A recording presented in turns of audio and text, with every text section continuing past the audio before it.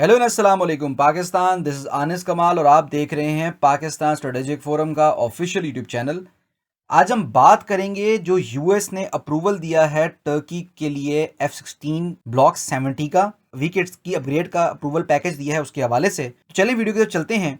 जिस तरह कि आप सब लोगों को पता है कि यूएस की सेनेट ने अप्रूव कर दिया है 40 block 70 F-16 brand new for Turkish air force, साथ ही साथ 79 विकेट्स जो कि अपग्रेड पैकेज है टर्की के ऑलरेडी एग्जिस्टिंग F-16 फ्लीट के लिए। और जो ये टोटल अप्रूवल हुआ है ये $23 बिलियन का है। जिस तरह के मैं आपको काफी अरसे से बताता हुआ आ रहा हूं कि अमेरिका जो है वो F-16 को एक जियोपॉलिटिकल टूल के तौर पे यूज करता है और सक्सेसफुली पिछले 40-45 साल में यूज कर चुका हुआ है और इसकी मल्टीपल एग्जांपल्स मौजूद हैं। सिंस के टर्की जो है वो एक बहुत ही बड़ा यूजर है F-16 का, तो उसके पास ये ऑप्शन नहीं थी या ये लग्जरी नहीं थी कि वो किसी और जहाज की तरफ स्विच कर सके, क्योंकि 200 प्लस F-16 का फ्लीट जो है वो उनके पास ऑलरेडी एग्जिस्ट करता था। तो स्विच ओवर करना ये काफी मुश्किल काम था और टर्की को थ्रेट जो थी वो ग्रीस से ज्यादा बढ़ती जा रही थी हर आने वाले दिन के साथ। क्योंकि अगर आप ग्रीक एयरफोर्स को देखेंगे, जिसको हेलेनिक एयरफोर्स भी कहते हैं, तो वो कॉन्टिन्यूसली अपग्रेडेशंस कर रही थी, कॉन्टिन्यूसली मॉडर्नाइजेशंस कर रही थी और उसको वेस्ट और यूएस बहुत ज्यादा सपोर्ट कर रहा था। टर्किश एयरफोर्स ने हमेशा से ग्रीक एयरफोर्स के ऊपर एक एज मेंटेन किया था, जो नंबर एज भी था और टेक्नोलॉजिकल एज भी था। लेकिन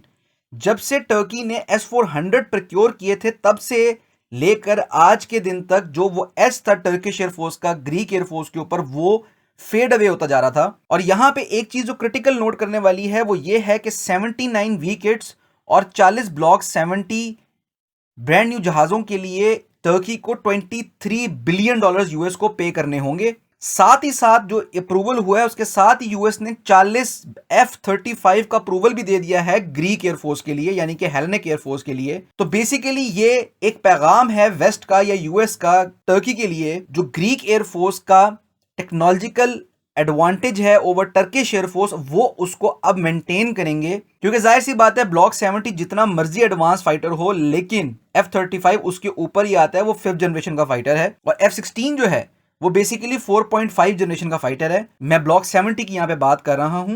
अब आपको यहां से और भी बहुत सारी चीजें समझ आ जाएंगी कि जो मैं काफी अरसे से समझा रहा था कि कान जो है, जो टर्की का 5th जनरेशन फाइटर जेट का प्रोग्राम है, वो अभी मेच्योरिटी से दूर है। उसको 10 से 12 साल अभी मजीद लगेंगे मेच्योर होने में और प्रॉपरली किसी एयरफोर्स में इंडक्ट होने के लिए। इसीलिए टर्की ने शॉर्ट टर्म सोल्यूशन यानी कि गैप फिलिंग के लिए ब्लॉक 70 खरीदने का फैसला किया और विकेट्स करवाने का फैसला किया अपने एग्जिस्टिंग F-16 फ्लीट को। यहां से एक और बात भी पता चलती है कि जो उजगार अपग्रेड है F-16 के लिए वो उतनी मैच्योर नहीं है।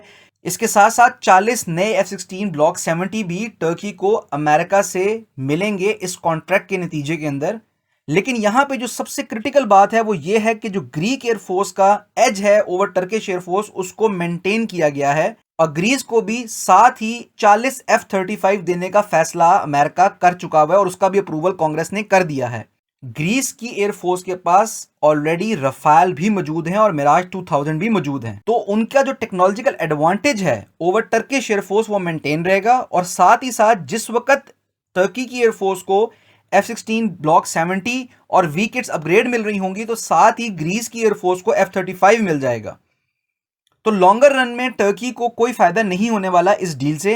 ताहम जो गैप था उसको ब्रिज करने में जरूर हेल्प होगी और एटलीस्ट टर्किश एयरफोर्स जो अपना AOR है यानी कि एरिया ऑफ रिस्पॉन्सिबिलिटी है उसको कदरे बेहतर तरीके से गार्ड कर पाएगी। तो बस आज के लिए इतना ही। अपना बहुत सारा ख्याल रखिएगा। मिलते हैं अगली किसी और वीडियो के अंदर। This is entire signing off from Pakistan strategic forums official YouTube channel. Take care, stay blessed. Pakistan जिंदाबाद, पाकिस्तान पाइंदाबाद, सबसे पहले पाकिस्तान।